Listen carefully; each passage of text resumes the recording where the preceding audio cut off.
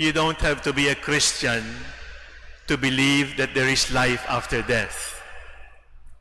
The belief in life after death can be found also in Islam, in Judaism, and the many other religions of Asia. We all believe in some form that there is a life waiting for us when this life on earth is over.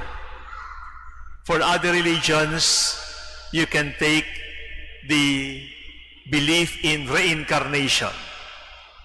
So life continues even if you die. Or for us, it is heaven, hell, or purgatory. There is still life beyond this life. For some people, it is a conscious living. For some people, it is entering into a different kind of consciousness. For example, there are some people who believe that when you die, like a droplet of water, you are dropped into the ocean and then you find your meaning. That is still belief in life after death. But for us Christians, we are not believers in reincarnation. We are not believers in karma. We are believers that after this death, we still live. After this death, we still live in a new kind of life. And that new kind of life is what we will profess later. We call it communion of saints. What do we mean when we believe in communion of saints? What we mean is this, that even if we die, our bodies die, we still live, we don't die. We believe that when we die, we enter into communion with those who have already died. We are still in communication with those we have left behind, and we are in communion with God, the divine, Jesus Christ, who opens for us life everlasting. So when we die, we enter into communion with those who have died already. When we die, we are still in communication with those we leave behind. And when we die, we continue our living in friendship with the divine, with our Lord Jesus Christ. Now the question needs to be asked, but what kind of life? You tell me they are alive, but why can't we talk to them? You tell me that they are still living, but we buried them. So what kind of life? How can we communicate with those who have died ahead of us? Three things, my dear brothers and sisters. You remember in the gospel, when the Lord died on the cross, the gospel said, the curtain of the temple was torn from top to bottom, and the graves were opened. In other words, you will not be able to communicate with the saints. You will not be able to communicate with the dead.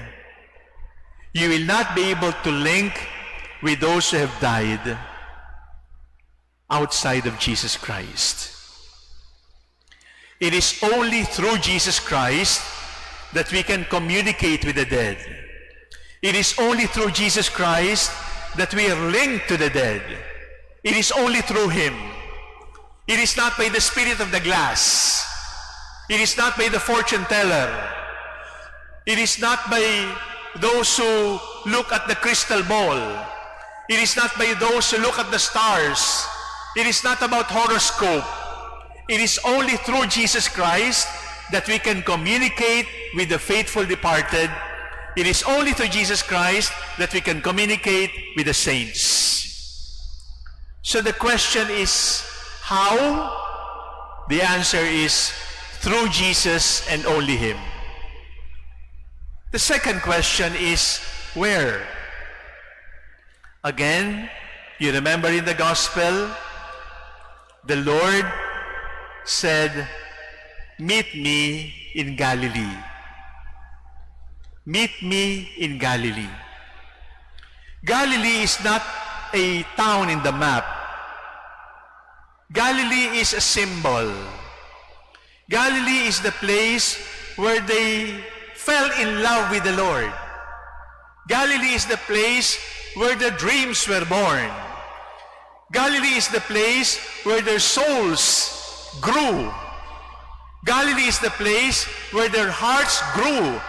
Galilee is the place where they found their passion. Galilee is the place where they started to dream and make those dreams come true. So in other words, my dear brothers and sisters, where will you find the dead? Not in the cemetery. They are not dead. The dead are not in the cemetery.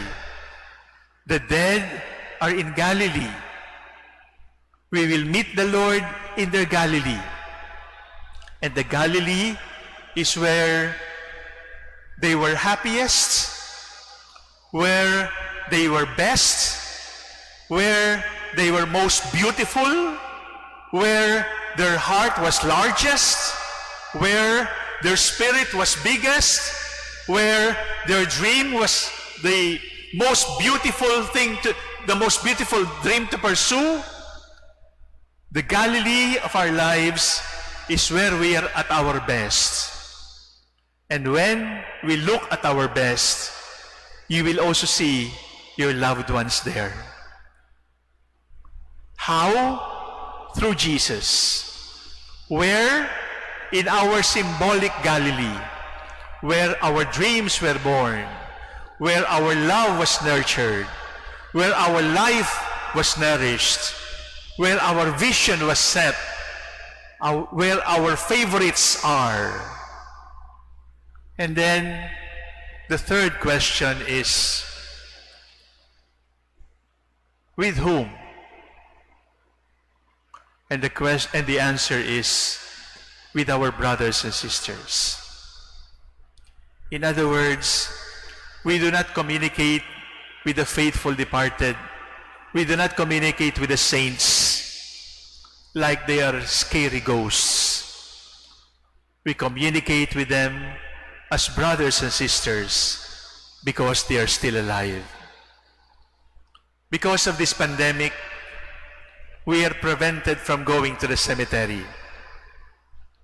Maybe the prohibition not to go to the cemetery is providential, so that we may be reminded that the dead are not in the cemetery. The dead are not in their graves. The dead are not in the tombs. In fact, the tomb is empty. The grave is empty. Why? Because the Lord is risen, and those who believe in the Lord will never die. Those who believe in the Lord live forever. We are not able to visit the cemetery because we are not men and women of the cemetery. We are not able to go to the graves and to the tombs because we are not believers of the grave and the tomb. We are not able to go there because we know that that tomb does not carry our loved ones, because our loved ones live forever in the Galilee of our dreams, with the Lord whom we adore, and in our brothers and sisters. I say it again, my dear brothers and sisters, our loved ones who have died are not in the tomb. We are not men and women of the cemetery, because God is God of the living. And those who worship the Lord, those who believe in the Lord, those who eat the body and blood of the Lord, have life everlasting waiting for us. Our destiny is not the grave. Our conclusion is not the tomb. Our life has no conclusion because it is forever.